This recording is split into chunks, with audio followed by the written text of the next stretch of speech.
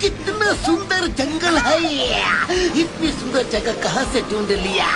एकदम heavenly atmosphere. अरे Chingam sir, वो तो मैंने इंटरनेट से चेक करके निकाला। दिन रात मेहनत के बाद ये जगह मिली है।